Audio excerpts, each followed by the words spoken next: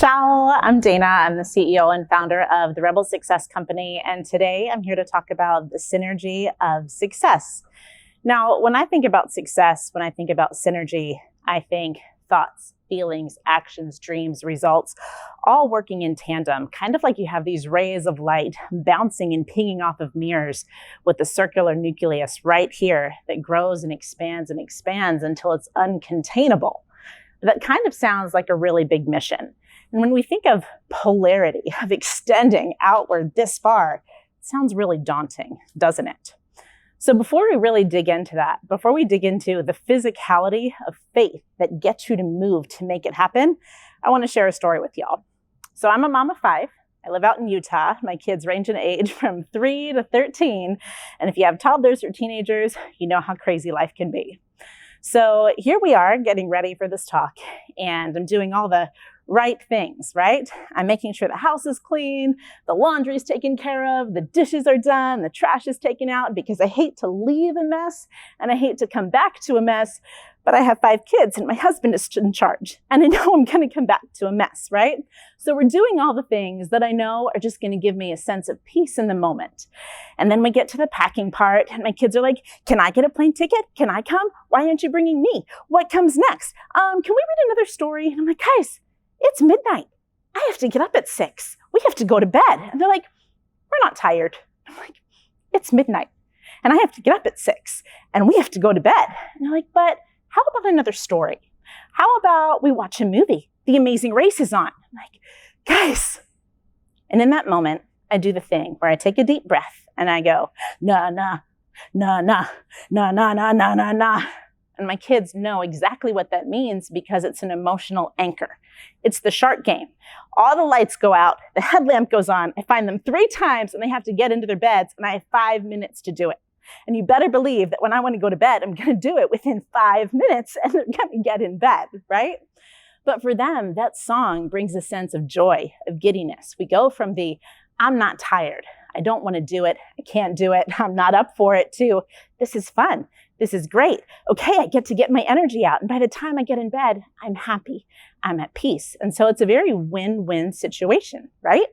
And in that, I like to think that success is very much like that too, that when you anchor it in, when you activate it, you get to create exactly the outcome that you desire.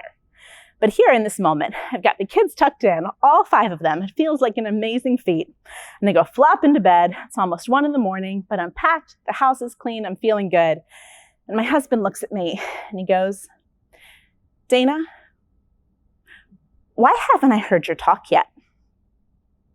And I say, hun, it's because the synapses in my brain haven't closed the gap between all the things that I'm thinking about and all the things that I'm actually going to say. And his brain goes into, whoa. Here's my wife who plans every family vacation, who homeschools our children, who plans date night, who has the daily do list done, who always knows what she's going to do, what she's going to say. She has this huge thing coming up and she hasn't done it. She's way over here. So my phone starts going ding, ding, ding. And remind you, it's 1 a.m, right? And here he is sending me all of these great YouTube videos on the power of procrastination.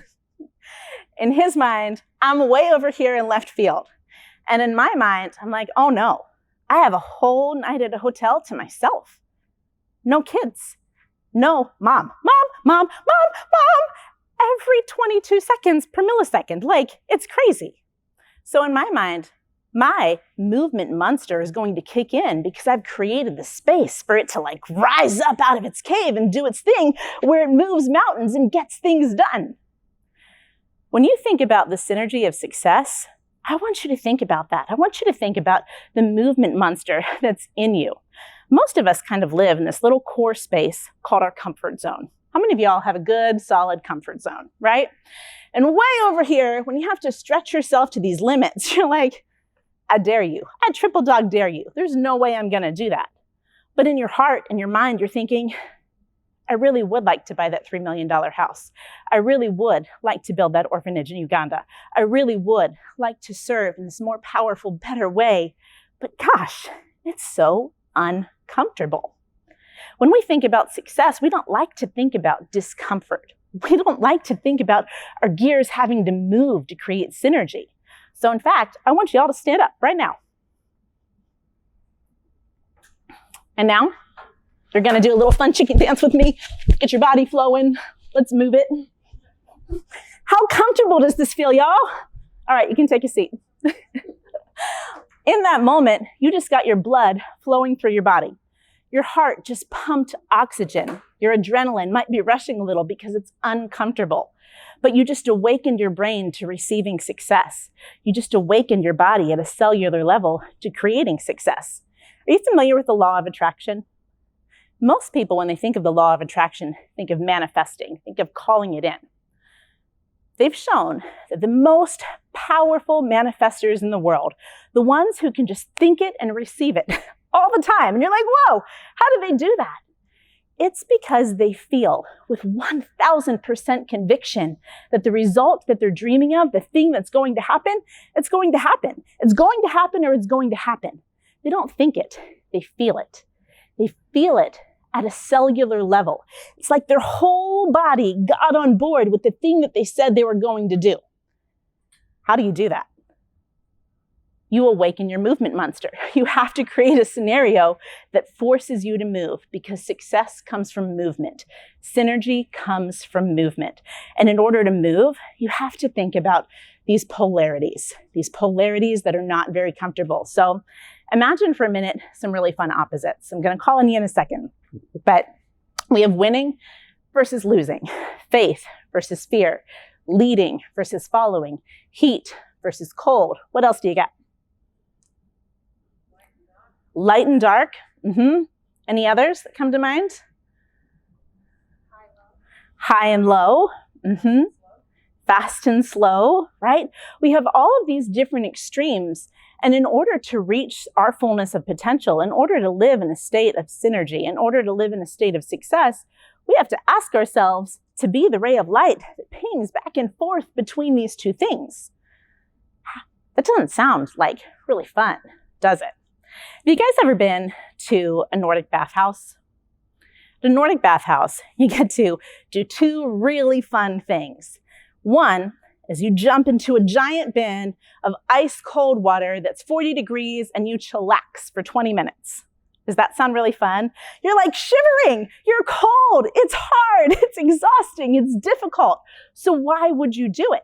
You do it because it decreases your cortisol. It lowers your inflammation because it increases your serotonin. It increases your brain capacity. It increases your emotional well-being. It has so many good things that happen if you could just get in the shivery cold ice water. And then way over here, what happens when you get out of the shivery cold ice water? You go spend 20 minutes in an infrared sauna heated to 140 degrees where you sweat it out. Why would you want to go sweat out every pore in your body?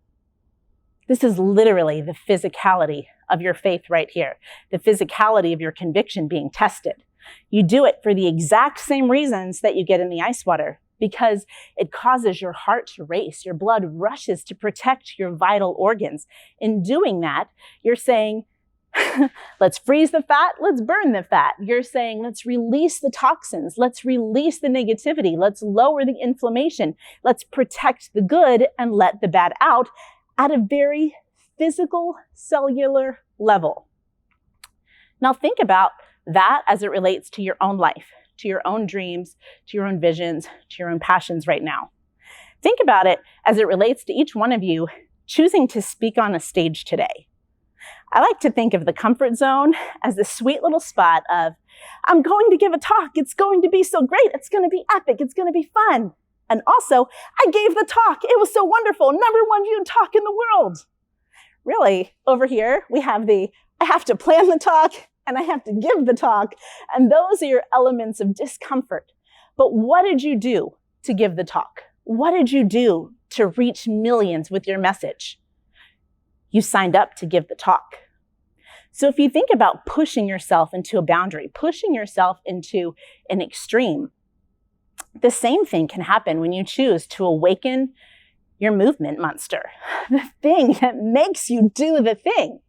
You're not naturally going to be inclined to just lay out in the sun and sweat it out because there's no boundary around it. You're not naturally going to just dive into an icy circle in the ground because there's a lot of fear associated with that. But what if you paid such an uncomfortable amount to go to a Nordic bathhouse that you couldn't not show up? It was more uncomfortable to not show up than it was to go there and get in the water and get in the sauna and do the good things for your body. You've just shifted the paradigm within yourself. You've just shifted the paradigm of what's comfortable and what's not comfortable and why it is and why it isn't. And in that, your sweet little nucleus here, the snowball, it just keeps expanding. As it expands, when you get to this periphery, it's no longer so uncomfortable. It's like you are now someone who's like, oh yeah, I'll go skydiving. Oh yeah, I'll jump off that cliff. It's going to be exhilarating. It might also be exhausting, but there's a leadership opportunity. There's a growth opportunity. And when you think about how you take these experiences in your life and you apply them to your business, your mission, your legacy, your impact, it just keeps growing really beautifully and really profoundly. So, have you all ever had a goldfish? No? Yes? Okay. I feel like 5 kids, we've gone through a lot of goldfish for better or worse, right? So you bring one home from the fair, you get one from the pet store. What's the first inclination you have with the goldfish? It's to get a little bowl, right? To get the colorful pebbles. Maybe you're going to get a little sweet thing for it to swim through or something kind of ferny to put in there. You're going to put it on the nightstand. And this amazing goldfish now has this amazing environment where it can totally, wonderfully, beautifully thrive if your kids remember to feed it, right? It's a great setup. What would happen though? What would happen if you put the goldfish in a pond? The goldfish would expand to the environment in which you put it. And right here, when we think of what's uncomfortable, what we like, what we don't like, we think, I like my fishbowl. I'm going to dream about making millions. I'm going to dream about impacting millions. I'm going to dream about being on a TED stage. I'm going to dream about it. But success comes from movement. And in order to push yourself to these bounds, in order to be in the space of allowing these polarities to coexist and stretch you and expand you, you have to challenge yourself to move. You have to awaken your movement monster. So if that means committing to something so that you'll make yourself move, do it. Success happens in movement. Synergy happens in movement. And success is always on your side. It's the number one question I get asked. How do I do it? How do I succeed? And the answer is always the same. Believe in it with conviction in every fiber and every cell in your being. If you need to anchor it in, you put Post-it notes all around your house, in your car, in your wallet, your bathroom mirror, your notebook, your journal, everywhere you go.